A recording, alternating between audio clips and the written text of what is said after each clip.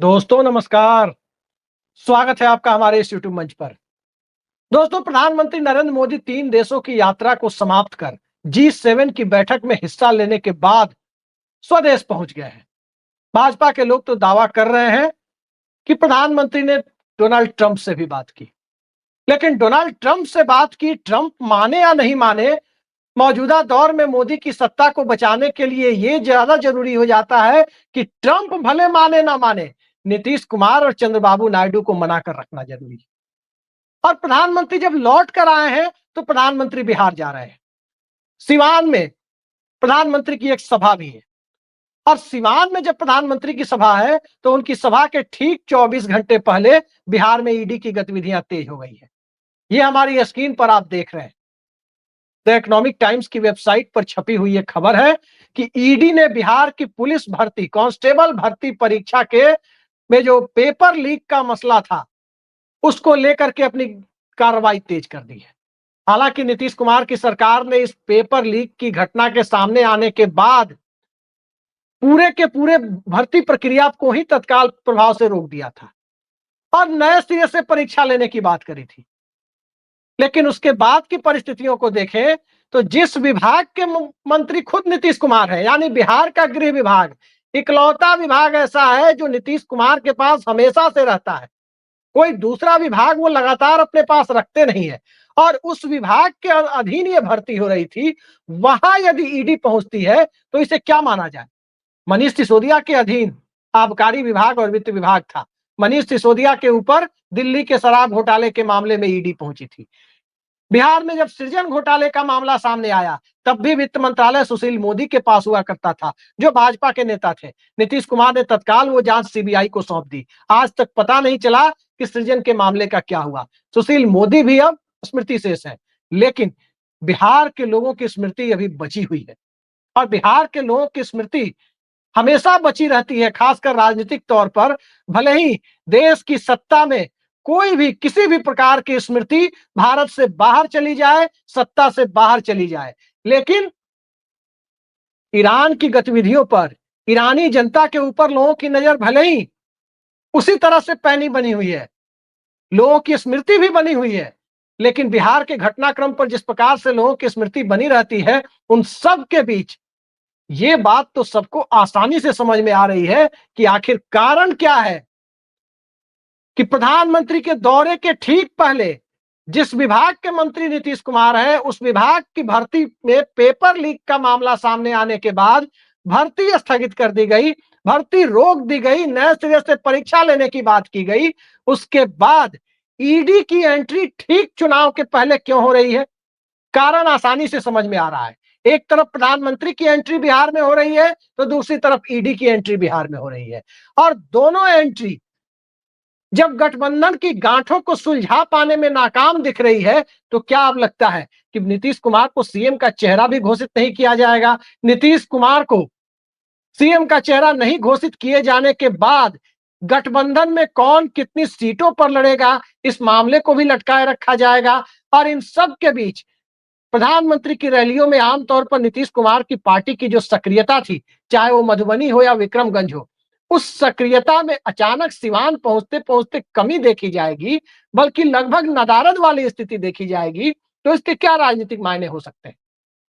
कल प्रधानमंत्री सिवान पहुंचेंगे, 3 देशों की यात्रा से लौटे हैं, रगों में सिंदूर बहने, गर्म सिंदूर बहने की बात वो करते रहे, और लोग भी ये सब सुनकर हंसते रहे। बादलों में रडार को भी छिपाने का काम प्रधानमंत्री कर चुके हैं, लेकिन क्या बिहार की जनता की नजरों से जो सत्ता की और खास करके सत्ताधारी दल की भूमिका है बिहार के संदर्भ में, क्या उसे वो छिपा पाएंगे?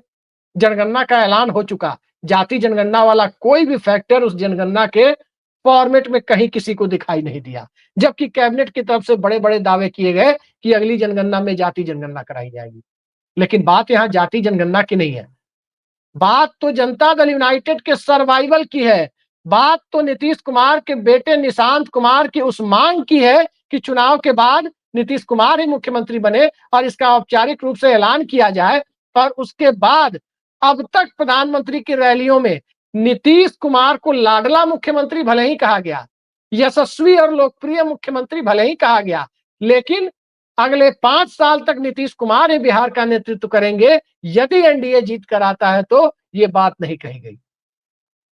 सिवान के मामले में आप देख सकते हैं कि सिवान में जब प्रधानमंत्री का दौरा होने जा रहा है, तो स्वाभाविक है क्या-क्या बातें प्रधानमंत्री वहां कर सकते हैं। नीतीश कुमार भी जाएंगे, नीतीश कुमार का संबोधन भी होगा। अब तक की जानकारी के मुताबिक तो नीतीश कुमार का प्रोग्राम यथावत है कि वो सिवान जाएंगे, उनका संबोधन भी होगा। लेकिन उनके संबोधन में प्रधानमंत्री के पिछले दौरे में जो एक बात नदारद थी, वो बात ये थी कि हमेशा एनडीए के साथ ही बने रहेंगे, आपके साथ ही बने रहेंगे और इधर-उधर नहीं करेंगे। वो बात कहनी जो विक्रमगंज में नीतीश कुमार ने बंद की थी, अब उसके बाद मामला यहां तक पहुंच गया है कि जांच एजेंसियों के माध्यम से जनता दल यूनाइटेड को पूरी तरह से दबा दिया जाए।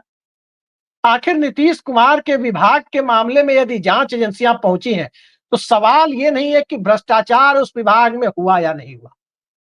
सभी जानते हैं कि नीतीश कुमार की छवि व्यक्तिगत जीवन में एक ईमानदार राजनेता की रही है। दूसरे मामलों में तमाम उनके ऊपर जो भी आरोप हो, लेकिन कम से कम आर्थिक रूप से व्यक्तिगत जिंदगी में नीतीश कुमार के ऊपर आज तक कोई आरोप कोई नहीं लगा पाया। किसी तरह की चल अचल संपत्ति के बारे में भी लोगों को जानकारी नहीं मिली। और स्वाभाविक है, लक्ष्मी छुपाई नहीं जाती, लक्ष्मी छुपती नहीं है। किसी प्रकार की चल अचल संपत्ति कोई राजनेता बनाता है तो वो दिख ही जाती है।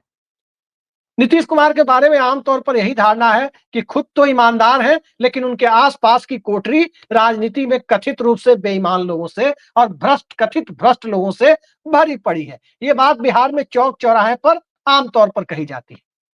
लेकिन सवाल ये है कि इतनी पुरानी बात 2023 के मामले को 2025 में चुनाव के पहले यदि ईडी पहुंची है, तो क्या जेडीयू को समझ में नहीं आ रहा है? और जेडीयू को सब कुछ समझ में आ रहा है, इसीलिए एनडीए के अंदर, उस एनडीए के अंदर जिसे तेजस्वी यादव नेशनल दामाद आयोग कह रहे हैं, लालू यादव तेजस्वी यादव को सीएम बनाने की बात कर रहे हैं। भले ही लालू यादव फनी स्पीच नहीं दे रहे, स्वास्थ्य उनका वैसा नहीं है, लेकिन लालू यादव अपने अंदाज में बिहार के लोगों को मोटिवेट तो कर ही रहे हैं, मंडल राजनीति को नए सिरे से पुनर्जीवित कर ही रहे हैं। और इन सब के बीच नीतीश कुमार को एक बात तो साफ तौर पर दिख रही है, सभी पार्टियां, चाहे राष्ट्रीय जनता दल हो, चाहे भारतीय जनता पार्टी हो, चाहे कांग्रेस पार्टी हो, सब पार्टी एक तरह से नीतीश कुमार के कोर वोट बैंक में अपने अपने हिस्से की तलाश में लगी हुई है। कैसे लगी हुई है, तो जरा इसे भी एक एक कर देख लीजिए। लौकुश समीकरण यानी कुर्मी कुशवाहा समीकरण को नीतीश कुमार के का आधार वोट माना जाता था। लौकुश, अति पिछड़ा और महादलित, ये नीतीश कुमार के आधार वोट माने जाते थे। अब कैसे कौन सेंधमारी कर रहा है, जरा इसे देखिए। लौकुश समीकरण में कुशवाहा समाज से डिप्टी सीएम बनाया गया सम्राट चौधरी को, और वो बीजेपी ने अपने कोटे से बनाया। सम्राट चौधरी बीजेपी नेता हैं और पूरे बिहार में लोगों को ये बखूबी मालूम है कि बिहार में जिस दिन भारतीय जनता पार्टी का मुख्यमंत्री बनाने की बारी आएगी, सम्राट चौधरी का हश्र केशव प्रसाद मौर्य वाला ही होना है। वो स्टूल वाली भूमिका में ही कहीं जाकर दिखाई देते हुए नजर आएंगे। लेकिन अब जरा उसे आगे बढ़कर देखने की कोशिश करें तो दो तीन चीजें और दिखाई देती है। महादलित राजनीति जो नीतीश कुमार की थी, उस राजनीति पर कांग्रेस पार्टी की नजर है। अति पिछड़ा राजनीति जो नीतीश कुमार की थी, उस पर कांग्रेस की भी नजर है, भाजपा की भी नजर है और एक तरफ से राष्ट्रीय जनता दल की भी नजर है। राष्ट्रीय जनता दल ने अपना प्रदेश अध्यक्ष अति पिछड़े समाज से बनाया, मंगनीलाल मंडल को। भारतीय जनता पार्टी तो पटना में पिछले वर्ष अति पिछड़ा सम्मेलन कर चुकी है और गवर्नर को, एक संवैधानिक पद पर बैठे हुए व्यक्ति को उसमें आमंत्रित कर चुकी है। यानी संवैधानिक पद का भी कोई मोल नहीं रखा जा रहा। और रही बात कांग्रेस पार्टी की, तो कांग्रेस पार्टी तो नीतीश कुमार के गृह जिले नालंदा में जाकर अति पिछड़ा सम्मेलन कर रही है। तो आखिर वो कौन सी परिस्थितियां हैं जिसमें सबको यह एहसास हो चला है कि नीतीश कुमार के वोट बैंक में जिसकी जितनी हिस्सेदारी उसकी उतनी भागीदारी की बात कही जाए। सब कुछ दिख रहा है और जब सब कुछ लोगों के सामने दिख रहा है, तो उस परिस्थिति में क्या नीतीश कुमार को नहीं दिख रहा? स्वाभाविक है, नीतीश कुमार को सब कुछ दिख रहा है। लेकिन क्या नीतीश कुमार अब उसी भूमिका में है जो महाभारत के समय में मैं तो बस हस्तिनापुर की भलाई चाहता हूं वाले चर्चित डायलॉग को निभाने वाले किरदार दिखा करते थे? जाहिर सी बात है कि नीतीश कुमार उस भूमिका में नहीं है, क्योंकि नीतीश कुमार की छवि सत्ता के अत्यधिक केंद्रीकरण की रही है। लोकतंत्र के अंदर केंद्रीकरण को बहुत शुभ संकेत नहीं माना जा सकता, लेकिन नीतीश कुमार में खूबियों और खामियों की बात की जाए तो एक बहुत बड़ी खामी के तौर पर देखा गया कि सत्ता उसी तरह से नीतीश कुमार के पास व्यक्ति केंद्रित रही जैसे नरेंद्र मोदी के पास रही है उनके कार्यकाल में, जैसे अरविंद केजरीवाल के पास रही है और जैसे आजकल सीईओ स्टाइल यानी चीफ एग्जीक्यूटिव ऑफिसर की तरह सत्ताधीशों और सत्ता के शीर्ष पर बैठे हुए लोगों के द्वारा सत्ता के संचालन की जो कोशिशें हैं उसके सबसे पहले पथ प्रदर्शक के तौर पर जिन चंद नामों को शुमार किया जाता है उसमें नीतीश कुमार, नवीन पटनायक, नरेंद्र मोदी और अरविंद केजरीवाल का नाम आता है। तो नीतीश कुमार जो सत्ता के केंद्रीकरण की हद तक इस हद तक चले जाते थे कि मंत्रियों की कोई अहमियत वैसे ही नहीं होती थी जैसे आज केंद्र की सरकार में है। तो फिर वो नीतीश कुमार ईडी की गतिविधियों को, जांच एजेंसियों के द्वारा जनता दल यूनाइटेड को दबाव में लाने की कोशिशों को और जेडीयू के वोट बैंक के हिस्से को अलग अलग छिटकते जा हुए देखने की परिस्थिति को नीतीश कुमार स्वीकार कर लेंगे, ये बात आसानी से गले तो नहीं उतरती है। लेकिन गले क्यों नहीं उतरती है और क्यों थोड़ी बहुत उतरने की नौबत आती है, जरा इन दोनों को आप तौलने की कोशिश करें तो सबसे पहले क्या दिखाई देता है?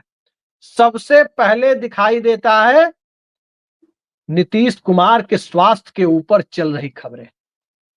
क्या वो खबरें वाकई सच है? अगर बिहार के पावर कॉरिडोर के लोगों की माने तो इस खबरों को वो सच नहीं मानते, मैं भी नहीं मानता। तो क्या नीतीश कुमार इन मौके पर झटका देने की तैयारी में है? कल का इंतजार कीजिए और कल की प्रधानमंत्री की सभा के बाद बिहार की सियासत का चाल चरित्र और चेहरा किधर जाता है वो देखना बड़ा दिलचस्प होगा, क्योंकि लोगों की नजर तो इसी पर है कि इतनी रैलियों में नीतीश कुमार के नाम का ऐलान अगले मुख्यमंत्री के तौर पर करने से जो नरेंद्र मोदी बचते रहे हैं, अब ट्रंप प्रशासन के द्वारा एक अलग दबाव में है। इजराइल ईरान के युद्ध के बाद भारत की भूमिका किस रूप में हो, इसको लेकर एक आलोचना का केंद्र भारत सरकार का रवैया अलग बन रहा है। और इन सब के बीच ऑपरेशन सिंदूर के और पाकिस्तान को लेकर जो स्थितियां बनी हुई है, उन सारी परिस्थितियों को अगर एक तरफ रखकर तौलने की कोशिश करें तो नरेंद्र मोदी गहरे दबाव में है।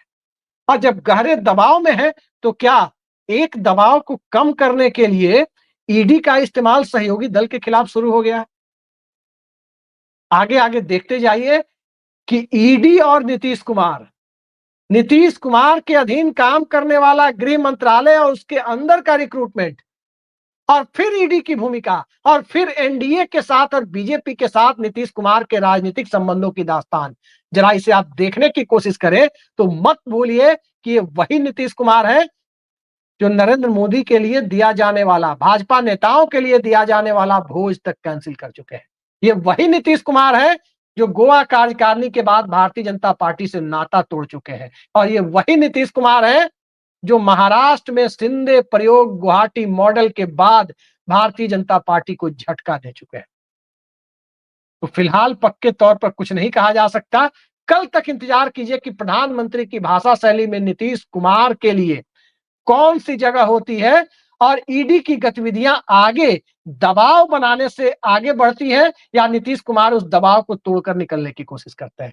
थोड़ा इंतजार कीजिए। इंडिया गठबंधन के अंदर तेजस्वी यादव को सीएम बनाने की बातें तो हो रही है, लेकिन क्या वो बात नीतीश कुमार के इंतजार के लिए एक ग्रे एरिया छोड़कर रखने की हद तक भी जा रही है? थोड़ा इंतजार कीजिए, सब कुछ आपके सामने आ जाएगा। आज के लिए इतना ही। नमस्कार।